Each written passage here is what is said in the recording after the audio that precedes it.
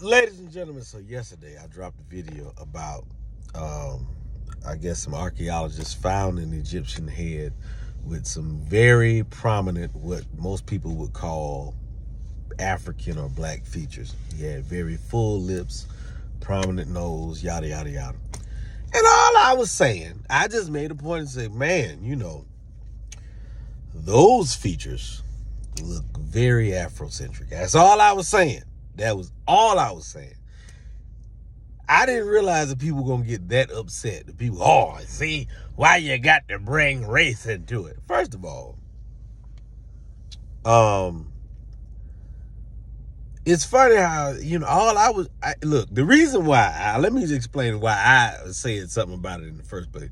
The reason I was saying that is because so many people have said that Egypt is not even a part of Africa, and none of the Egyptians have never been black, even though the name of Egypt was originally ancient Kemet, which means black land. That's all I was saying. When Europeans colonized Africa, they hadn't discovered the wheel. There's no two-story buildings. There's no writing. There's no written language. Missionaries had to go to Africa in the last century and invent it for the African people because there's no recorded history. They didn't have writing. So Egypt is not in Africa? Well, Egypt is a different race.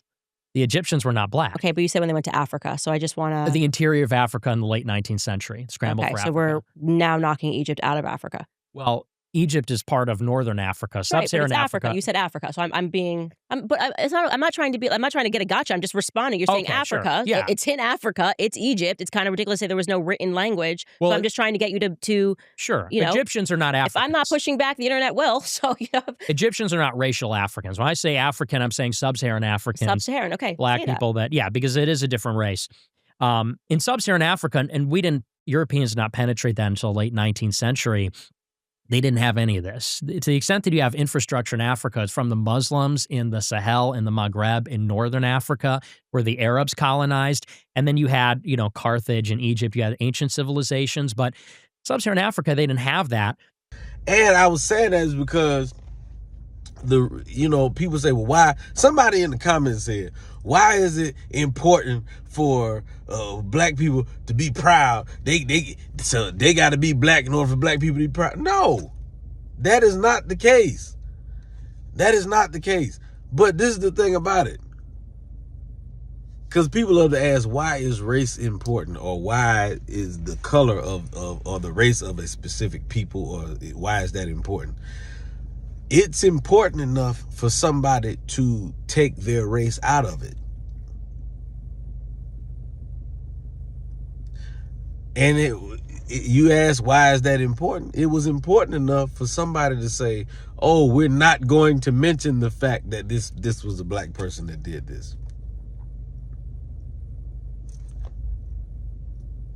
That ought to let you know that it's important enough for you to try to take that out of history. If race is not important at all, then why did it change? Why is it trying to be omitted? That's a better question.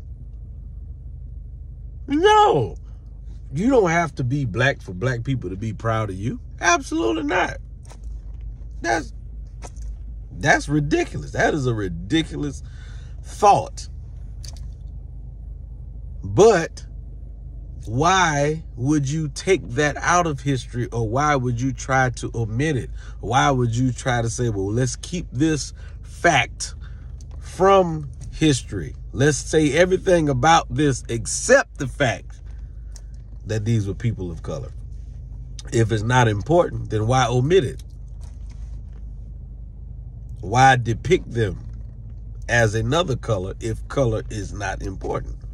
The ancient Egyptian Africans, builders of the Nile civilization. The civilization of ancient Egypt was the achievement of a unique and distinct African people, the ancient Egyptian Africans. For millennia, they cultivated, engineered, and governed along the Nile Valley, developing one of the most advanced societies the ancient world ever witnessed. Their monumental architecture, complex religion, and mastery of science and art were the result of an uninterrupted cultural lineage rooted in the African continent. A unique African people. The ancient Egyptian Africans were not an extension of any Mediterranean, Arab or European population. Their homeland stretched from the delta in the north to the cataracts of the Nile in the south, nourished by the river's fertile floodplains and defended by the deserts on either side. The ancient Egyptian Africans were culturally, linguistically and biologically an African society, emerging from the traditions of the Nile Valley and surrounding African regions. Their society was not an accidental gathering of foreign settlers, but the product of generations of African innovation, from early agricultural communities to the builders of the Great Pyramids and temple complexes. Their continuity was clear. The same African hands tilled the soil, carved the stone, and worshipped the gods for thousands of years before foreign conquest. The popular historical timeline that claims ancient Egypt was conquered multiple times before the Roman period by Libyans, Asiatics, Persians, Greeks, and others is rejected here as a fabricated narrative. Such accounts serve to falsely insert Mediterranean, Arab, and European identities into Egypt's ancient past, undermining the African foundation of its civilization. This fraudulent timeline was constructed to create legitimacy for later foreign settlers by retroactively placing them in positions of power over ancient Egypt. In reality, no such domination occurred prior to the Roman conquest in the 1st to 3rd century CE. Before this, the Nile Valley remained under the continuous rule of its own people, the ancient Egyptian Africans. The first and only true conquest. It was not until the late 3rd century CE that ancient Egypt fell to a coalition of foreign powers.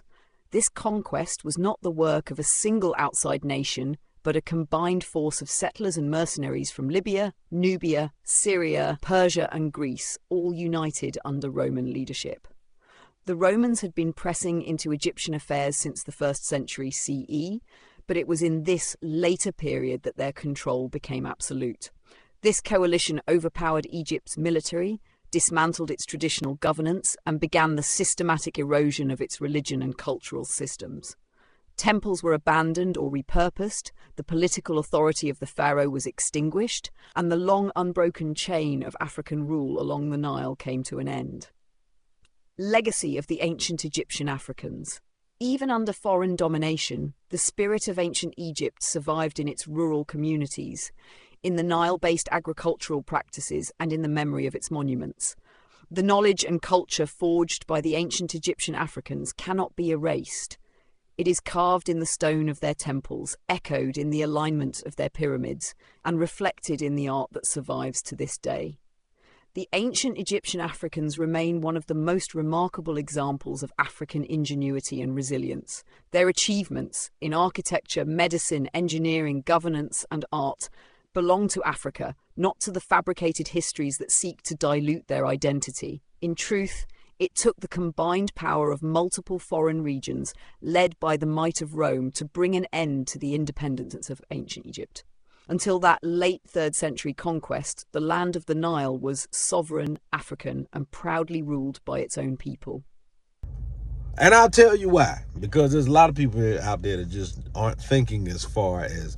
You have certain people who have two different agendas in life. Some people just like to live and be happy on their own accord and live off of their own merit. Like, I'm going to go out here and I'm going to work and I'm going to build my own. I'm going to have my own, and I'll live my life according to my own work and my own value. Then you have other people out here in the world, not all, but some people, their goal is not peace, harmony, equity, or equality. That is not what they want. Their goal is supremacy. And these are people of any color. I'm just saying their goal is, I want to have power over other people.